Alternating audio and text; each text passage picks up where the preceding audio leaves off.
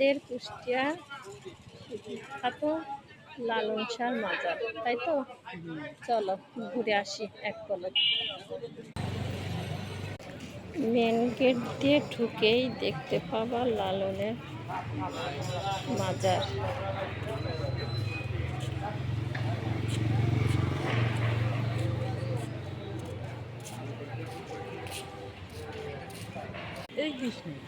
আসুন সামনে এগিয়ে যাই, দেখা যাক কি আর আছে। এই যে অবশেষে চলে আসলাম লালনের মাজার দেখতে।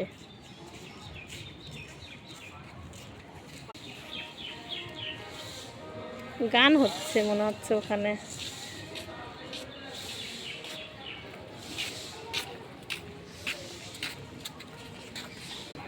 অডিটোরিয়াম